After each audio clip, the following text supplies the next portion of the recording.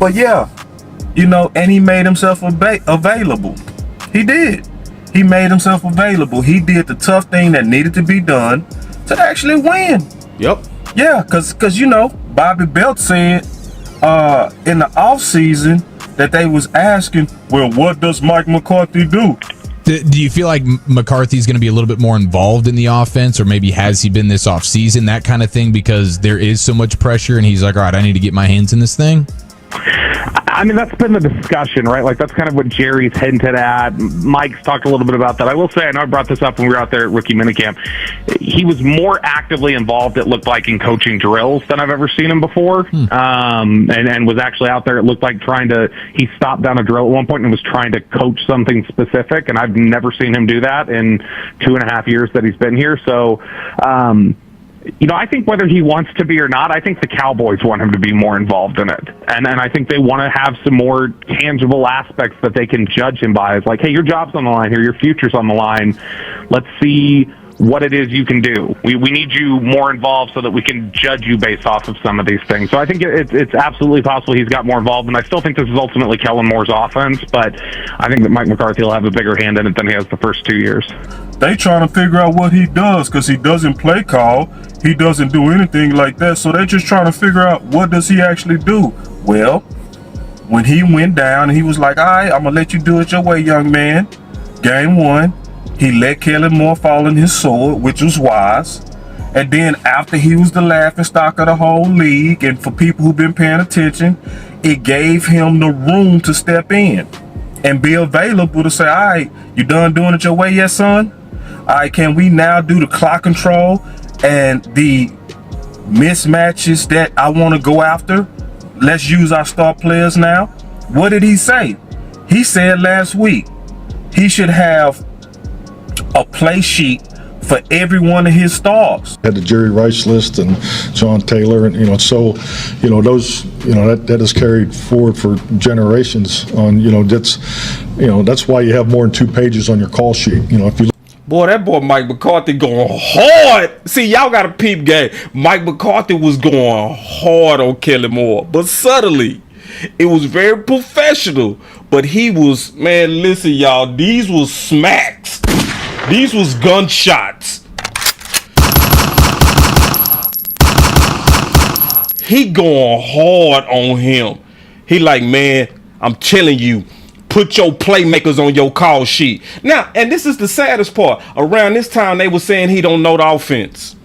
Around this time, they don't even know if he'll take on the play calling because they don't know if he can actually, he don't know the terminology.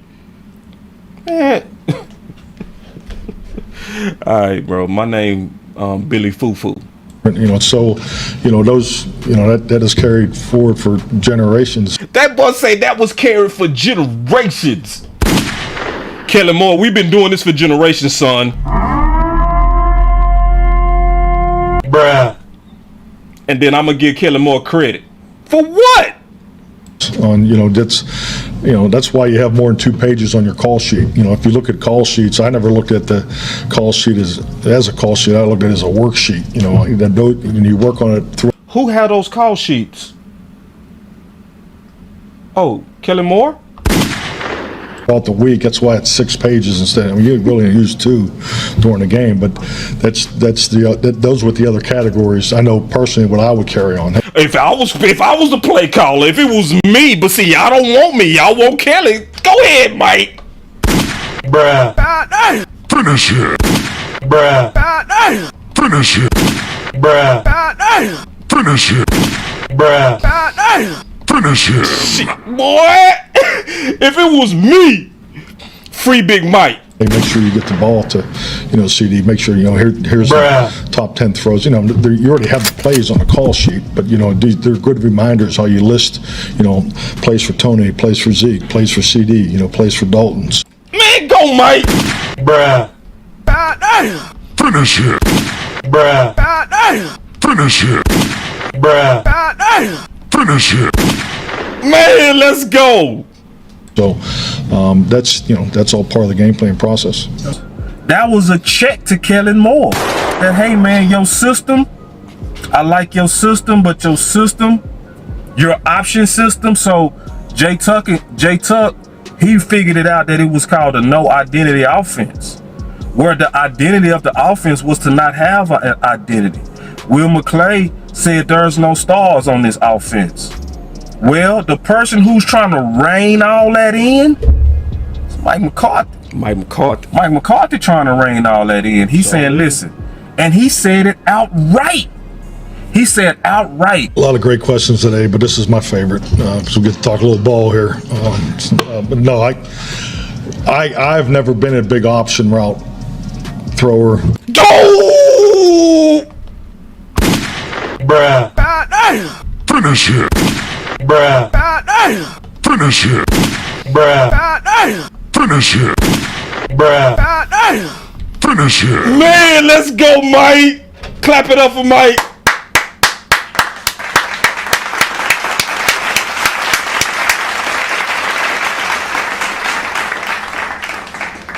Who was you talking about on that, Mike?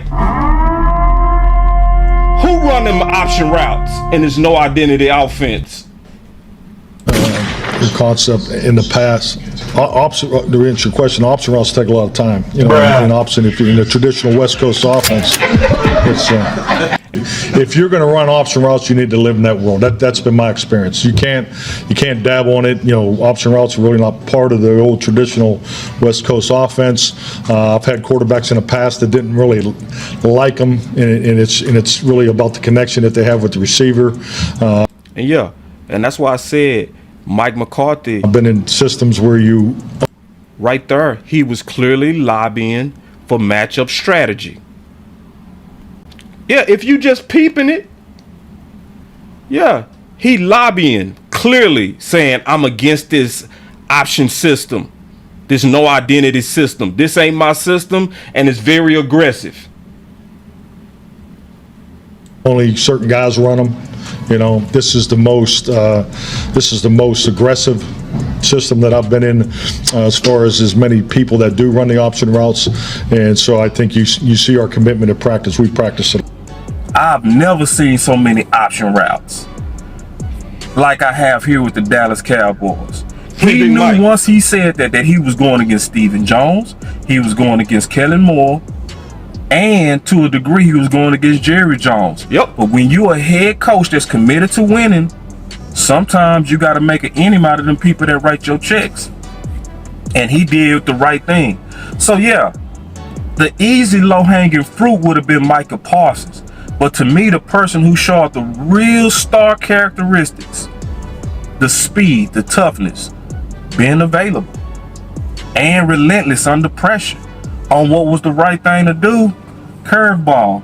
It was our big boy. It was the guy that be breathing funny sometimes in the press conference.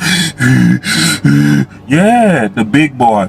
That's the man who showed that he was committed to winning. So don't get it twisted. I'm getting ready to tell y'all something. Don't get it twisted. We gonna have to stay on Kellen Moore. Don't think because we just won a Cincinnati Bengals game because he was finally micromanaged by Mike McCarthy. Don't think for 1 second that he won't go back to being pass happy. Remember when Kellen Moore was left unchecked, that he was second in pass attempts with backup QBs. Did y'all hear that? He has a very bad tendency to want to throw the ball at the wrong times. 3rd and 1, Monday night. 3rd and 1, Monday night. You had one running back that was averaging 9 yards a carry. Whoo, I'm talking about yoga flame hot. Yoga fire. You had another one averaging 4.9 yards a carry. What did Kellen Moore do? What did I say? He got a bad tendency to want to pass at the wrong time.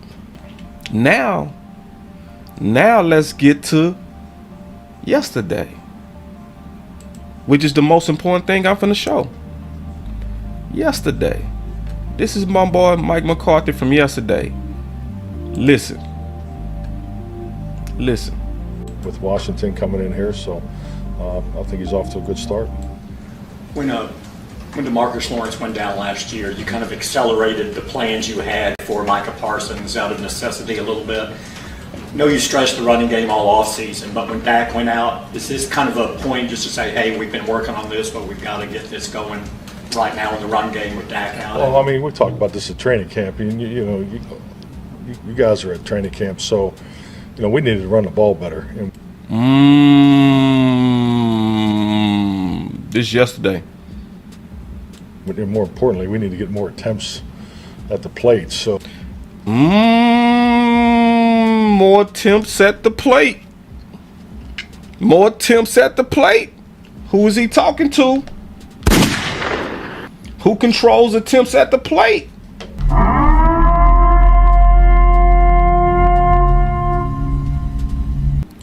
And I think with the training camp structure, you only have so many opportunities with the padded practices. So I mean, it's just we need to stay committed to it. I think we've definitely done that the last 2 weeks. Hold on, you did that the last what weeks? So y'all better peep. Y'all better peep Mike McCarthy. Mike McCarthy be shooting. He fighting for his turf, y'all. He fighting for his turf. This is why I'm only with you, Mike. I'm not giving that other dude no credit. I ain't giving him. Oh, Mickey, he said 2 weeks, didn't he? But how long we been playing, Mickey? How long we been playing? Huh? 3 weeks.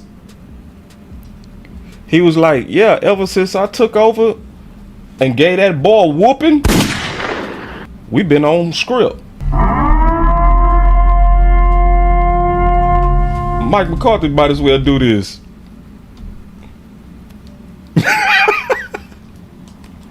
He might as well pop his collar.